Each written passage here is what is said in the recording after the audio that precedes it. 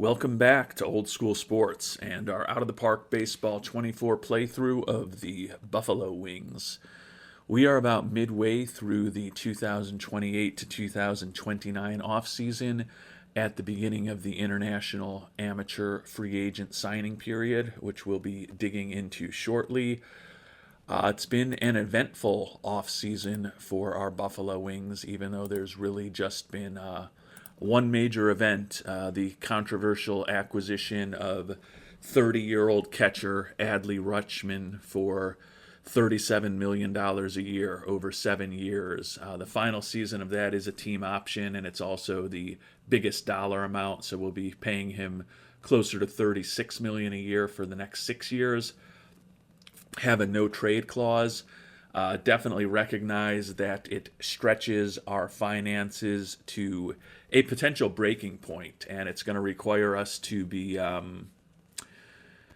very nimble and to make some difficult decisions over the next few years, particularly if we don't get a bump in our budget. But the Wings are a team that won 101 games last year, the most in baseball. We made it to the NLCS. And our biggest hole heading into this season was starting catcher. First base and third base were also potential issues, but I think I've decided to go with a platoon at both of those positions next year. But my thought is we always want to try to win a title. And really the only change to our team from last season is that we're going to be swapping in Ji-Hoo Kim as our number 5 starter for Luis Castillo, who we picked up at the trade deadline. So maybe a small downgrade at number 5 starter, a huge upgrade at catcher to a premier offensive and defensive catcher who just last season in 2027 was the AL MVP. And it makes me feel like we should be set up for over 100 wins again, and hopefully we can win a title sometime over the next few seasons. Part of the reason I did it also is that our top 4 starters, Shohei Ohtani, Andrew Painter, Hayden Yinger, and Shane Bieber, are all only signed for this upcoming year. We'll likely be losing Bieber next season. He's been fantastic for us the 2 years that we've had him on board. Led the league in ERA in 2027, led the league in games started last year. And I feel that while we've got those 4 borderline studs at the top of our rotation, we might as well try to win it all. I definitely get the feedback that we're paying a ton of money to a aging catcher, and given that we're already in a situation where we've had to pare back our scouting and development budgets very significantly just to get Rutschman on board.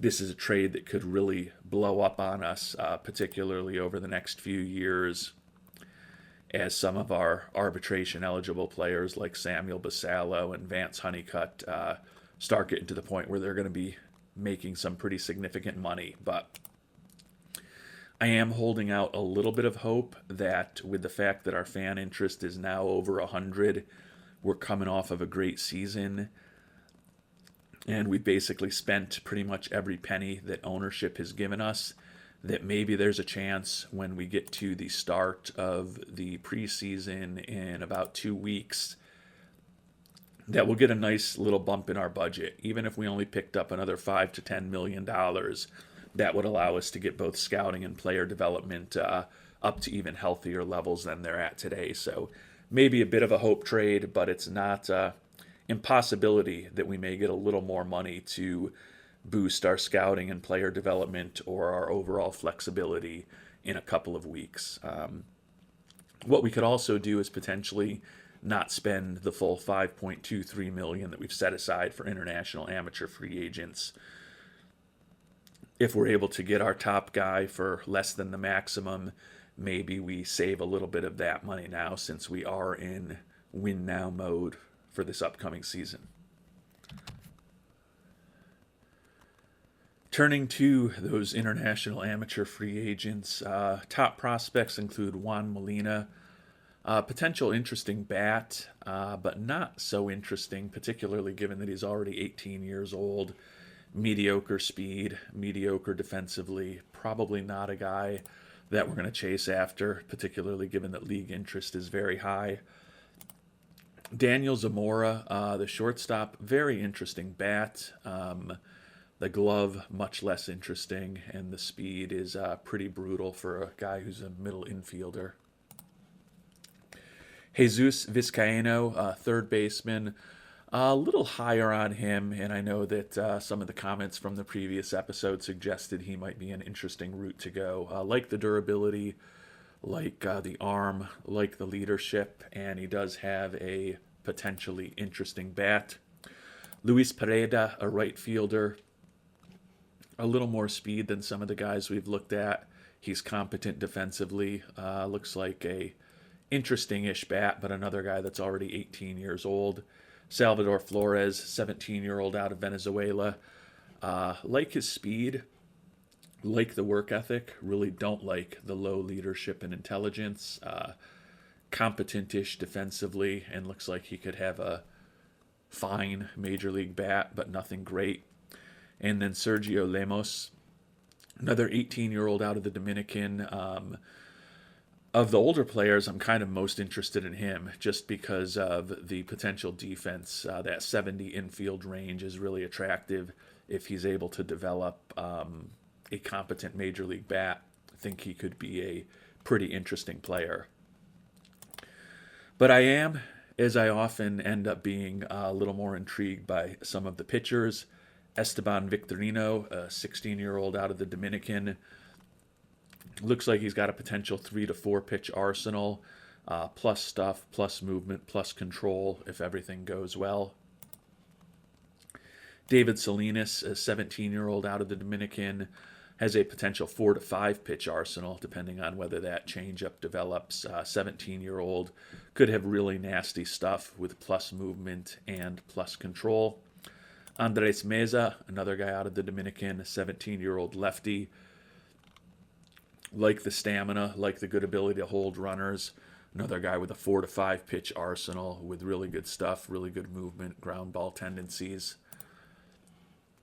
And then last but certainly not least is Juan Agramante, 16-year-old out of the Dominican, and he is the guy that I am leaning towards. Like the high leadership and work ethic, he's got enough stamina to be a 6+ inning guy. Okay at holding runners. His fastball at the age of 16 is already close to major league level, and his cutter's not that far off. The issue is that curveball. It's 30 out of 80, and if that curve doesn't develop up to a 45-ish, 50 kind of level at a minimum, he's probably a reliever that we've invested a lot in. But if that curve does develop, his stuff could be off the charts. Movement close to off the charts, and his control really good. I do like the high work ethic. You know, it increases the chances of success in terms of his development with good coaching, which we always want to try to put every little bit and bite that can be moved in our favor in the programming of this game into our favor, and certainly the higher work ethic will do that.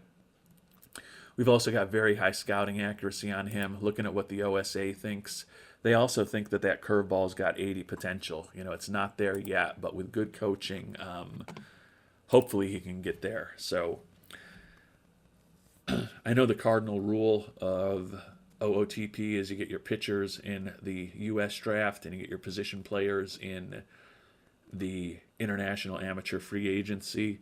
So I'm going a bit against that at this point.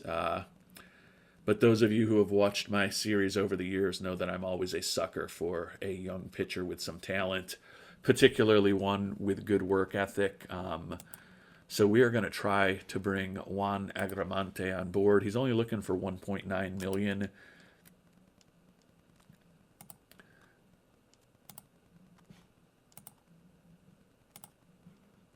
We're going to offer him a little more than that. See if perhaps we can lock him up for $2.25 million before the bidding gets out of control. So we'll go ahead and submit that offer to Juan Agramante. As I said, if we get him on board, there's a chance maybe the right move is to just save the rest of our international amateur free agent budget to give us a little more money available to potentially take on some salaries this year or sign some draftees. But no decisions on that, and I'm guessing when all is said and done, we'll probably need to spend more than 2.25 million to bring him on board.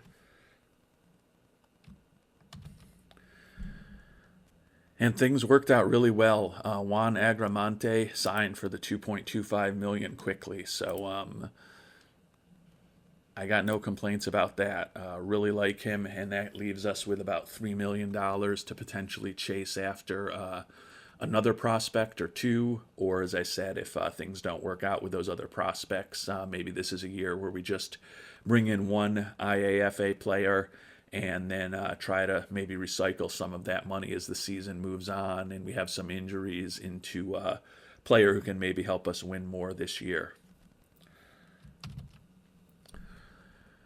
So as I mentioned, we've got almost $3 million left to spend this year. Sergio Lemos, I like, but he would basically take up all the money. No guarantees that we get him. I do like the defense. I'm also intrigued by Jesus Vizcaino, the third baseman. Potentially interesting bat, like the durability. But right now, I think I'm actually going to try to bring in another pitcher. Esteban Victorino, supposedly only looking for $1.1 million.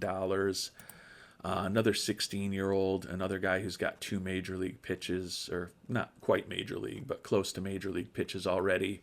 Another 16-year-old who's throwing in the mid-90s. Love the stamina. Not very good at holding runners, but nobody's perfect. David Salinas also intrigues me a bit. 17-year-old, a little bit older. Another guy who's got 240 pitches right now. If that changeup develops, could have a devastating arsenal in terms of his stuff.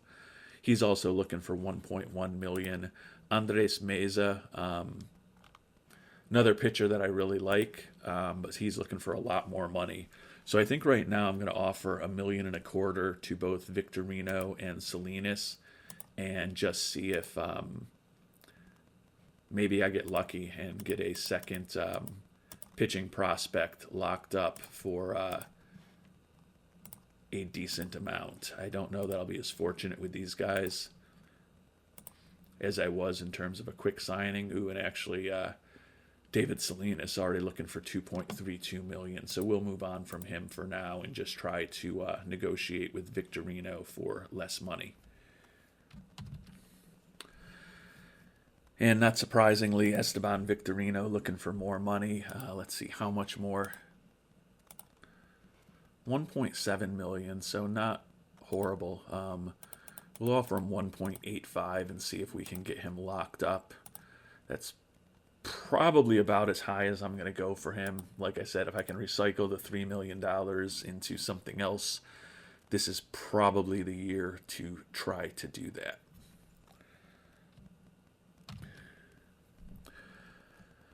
And unfortunately, no Hail Mary from ownership at the start of the preseason, so $222 million is going to be our total for the year.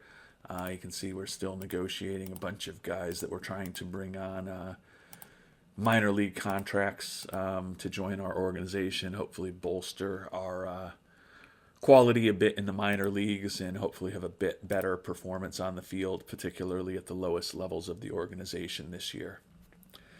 Want to do everything possible to help the development of those players, particularly with the fact that both our scouting and our player development likely to be cut back pretty significantly this year.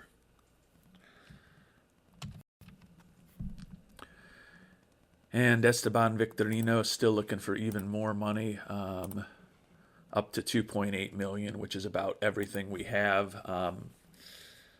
There is part of me that's just like, let's keep throwing darts.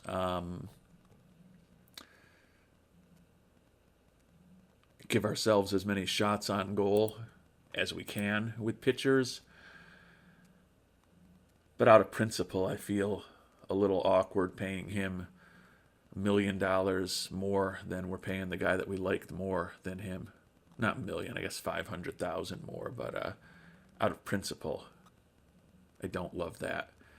And as I've said, being in win now mode, if we have a few million extra dollars to take on contracts come June and July, that's probably not the worst position to put ourselves in. And we could also use some of that money in the draft where we don't have a lot set aside. Fortunately, we're picking at the end of the first round this year, so we're going to need a lot less money for the draft than we have in previous seasons when we've been right near the top or at the top on one occasion. And we're going to actually pivot to the third baseman, Jesus Vizcaino.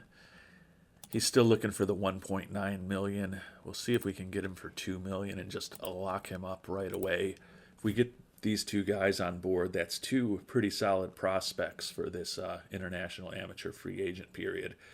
Tend to think he's going to be another guy whose price starts to climb as we talk with him more and more, but we will find out. And Vizcaino now saying that he wants more money. Let's see how much more he wants. He says he wants $1.98 million. I thought we just offered him $2 million. So it doesn't seem like he really wants to sign with us. We'll give him one last chance. $2.15 million. See if we can get him on board. But with the fact that he's come back and says he wants that amount, I tend to think he's not really all that excited about going to Buffalo. And Vizcaino back, asking for more money. He's got an offer better than our remaining pool from another team. I think I'm just going to let the international amateur free agents go at this point. I think we can put that potential $3 million that we're going to save, close to $3 million, to better use, either in the draft this year or taking on some salary to keep this team competitive since we are in win now mode. And we've got a couple trades that I want to talk about that I've been working on a bit over the last few days.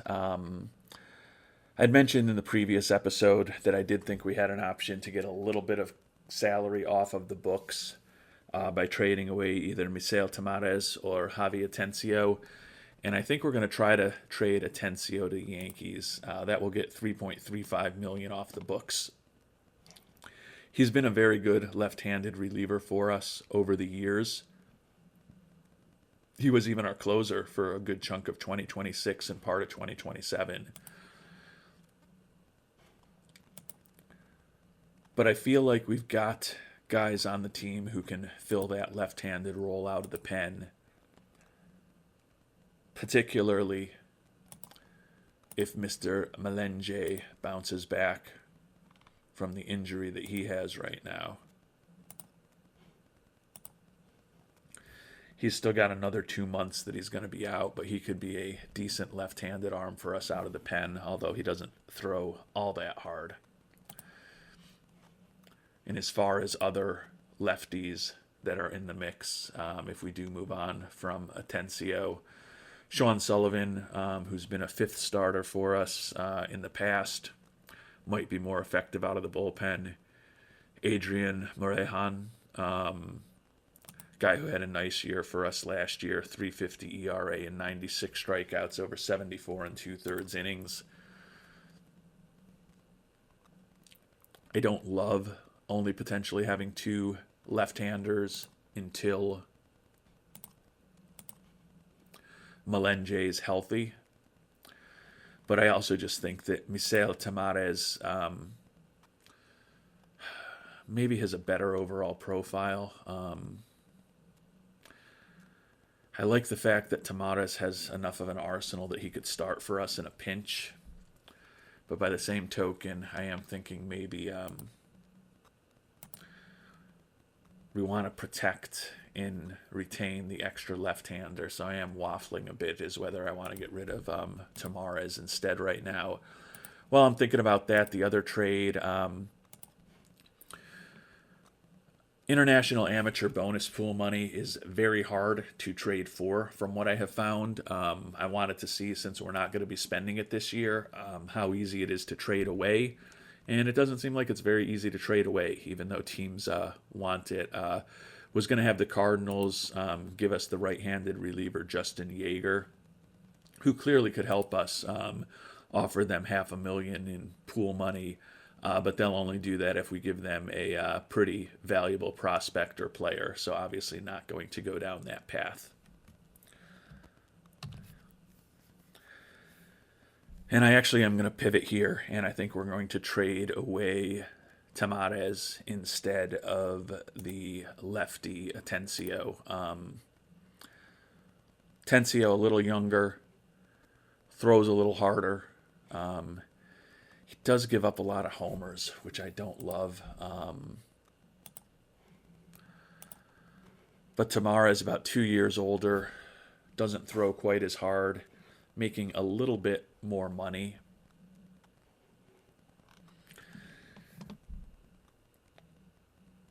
And I mean, he gave up 9 home runs in 50 and 2/3 innings in Albany last year when he got caught in a numbers game. I just feel that we picked up 3 right-handed relievers in the Rule 5 draft this year. Finding a right-handed reliever is easier than finding a left-handed reliever. We did put in $250,000 of our international amateur bonus pool money, and then we can throw in reliever Christopher Troy, who's a guy with a nice personality, but obviously at 29 years old, turning 30 in a couple of days, spent last year in Double-A for us, not really part of our future. So I think I'm going to go ahead and make this trade, add Christopher Troy, complete the trade. Fans not happy that Tamares is gone. Still have 100 fan interest, though, so we were over that. And now we've got a little bit more money. Not perfect, but we can increase our scouting a little bit. And we can also increase our player development a little bit. Even though, obviously, we're in win-now mode for the foreseeable future. I want to continue to invest in this team. We're hoping to build something that is sustainable over the long term. So at least, we've got player development and scouting significantly above the baseline at this point, even though we're significantly lower than we were a year ago, and likely are going to be lower for the next few years. And with the fact that we aren't going to spend that final chunk of international amateur free agent money, we will have some more money coming in that we can potentially still use to take on salaries and or spend on the draft as the 2029 season moves along.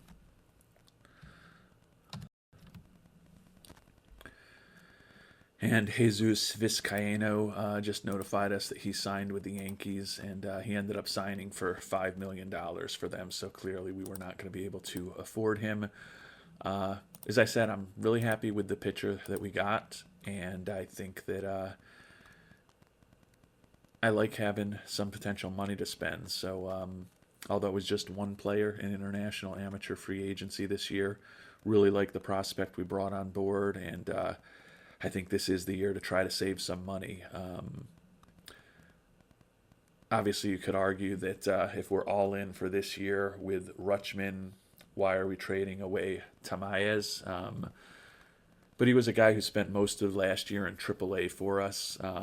He's definitely a good pitcher, but I think a right-handed reliever is pretty replaceable. And I also feel like we can probably get somebody just as good if we need as we get closer to the trade deadline with the money that we'll have to spend. And getting rid of him now did allow us to invest a little bit more in scouting and player development for the upcoming season. And we have made it to the start of spring training, and we'll cover spring training and getting ready for the 2029 season in our next episode, but we will call this an episode here. And just a quick note to our loyal viewers, it's Monday evening as I'm finishing up this episode. We'll post it very early on Tuesday morning, and I'm going to be traveling for work this upcoming week, so likely not to be any new episodes until late Thursday or possibly on Friday. So apologies if you are looking for me to put a lot of content out here this coming week, but it's not going to happen. Sometimes real life gets in the way of things, and this is going to be one of those weeks most likely. So thanks for watching. If you've been skipping some of the other episodes, since I was putting some out at a, I don't want to say prolific rate, but a very consistent rate over the last few weeks, maybe an opportunity to catch up on some of the old episodes you might have missed. And we will see you later this week with the next episode when we dig into spring training and find out how this team is expected to do in 2029. And as I've talked about, we are all in to win with the addition of Adley Rutschman, and looking forward to seeing how that goes when the season gets started. Until then, thanks so much for watching, and hope you have a great day.